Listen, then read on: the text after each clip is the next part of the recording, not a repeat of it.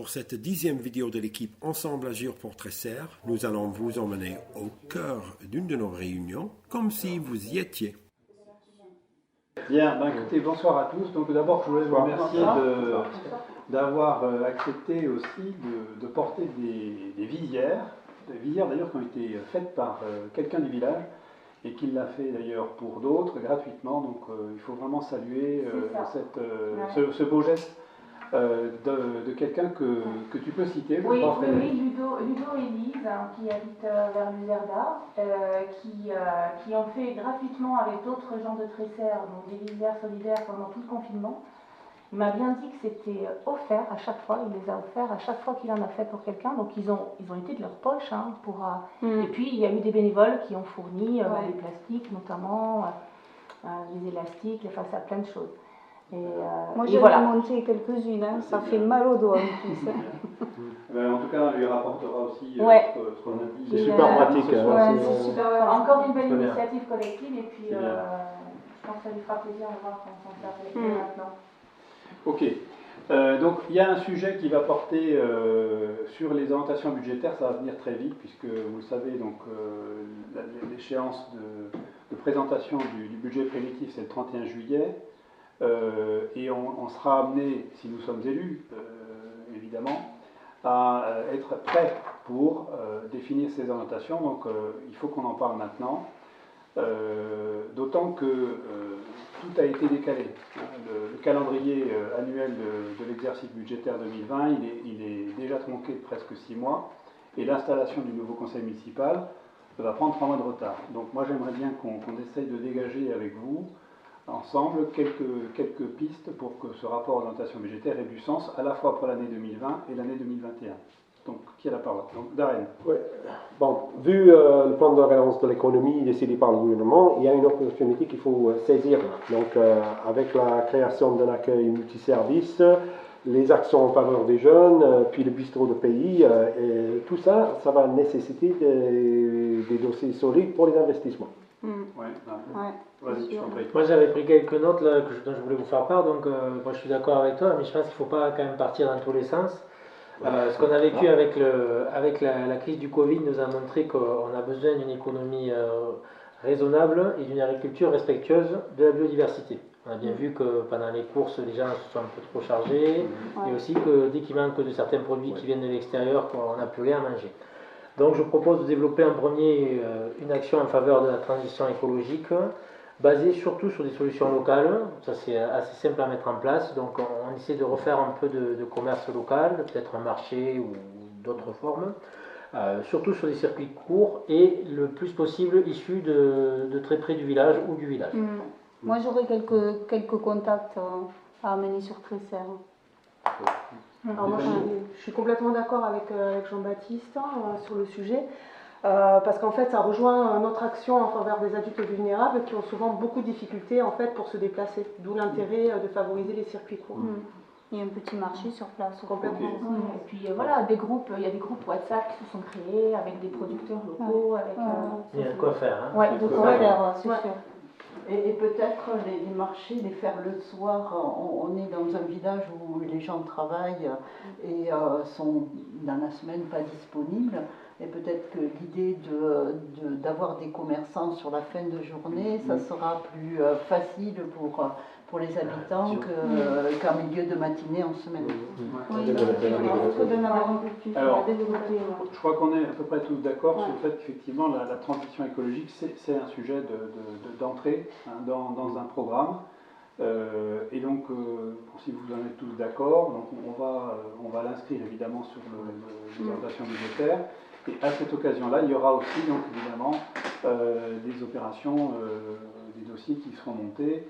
On n'exclut pas ce qu'a dit Darren sur la programmation d'un schéma immobilier, mais effectivement, je pense que la transition écologique, c'est le sujet d'entrée. Il faut être prêt.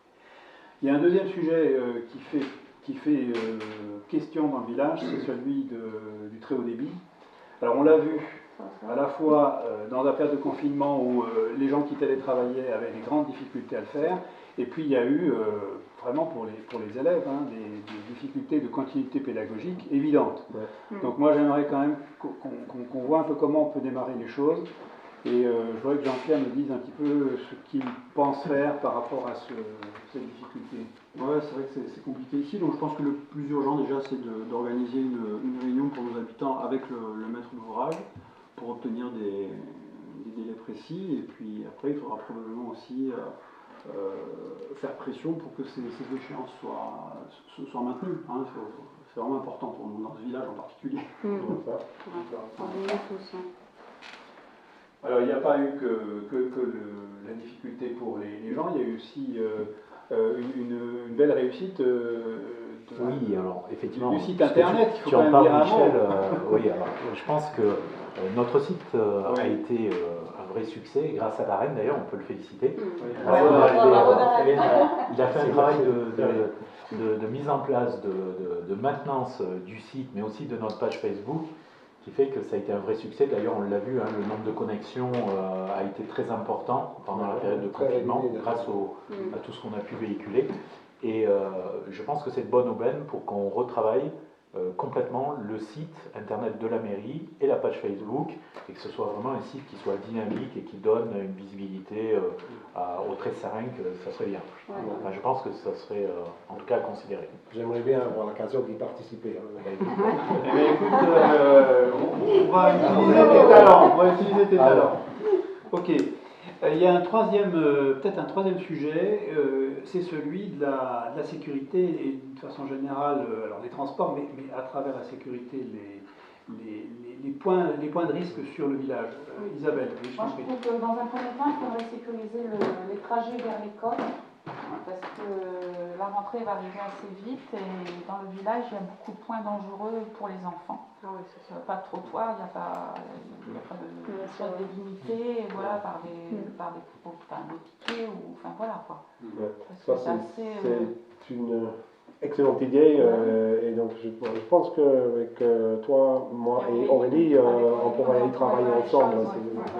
C'est très important. Et utiliser peut-être quelque chose qui avait été fait par des habitants de l'avenue de Nidolaire il y a quelques années. J'en ai entendu parler aussi. Il y a peut-être quelque chose à prendre là-dessus de ce qui a été fait. Ça n'a pas abouti, mais ils avaient réfléchi à la façon de sécuriser l'avenue de Nidolaire et l'avenue de Passat. Et ça, c'est un modèle central. J'ai un contact, tout ça. D'accord. Utiliser toutes les bonnes. Okay. De toute façon, sur un sujet comme ça, il faut s'appuyer sur les gens qui vivent dans le village, parce qu'ils vivent les risques aussi. Et donc c'est important de s'appuyer sur leur connaissance des points critiques, comme on dit, et donc on va le faire avec les habitants, ça.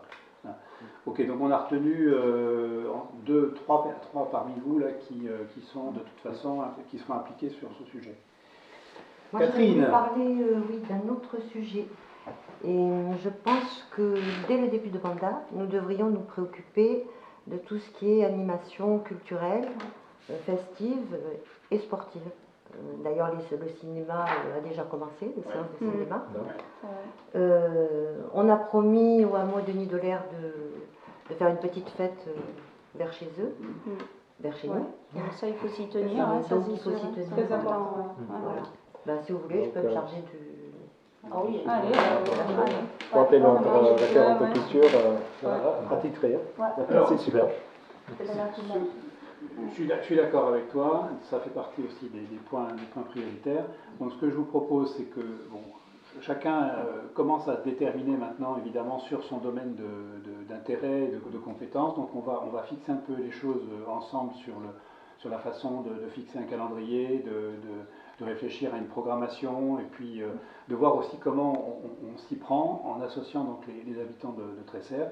Et donc ça va constituer ça en fait nos orientations budgétaires, notre programme d'action 2020-2021, si vous en êtes d'accord. Ok ? Merci à vous. On va passer au point suivant.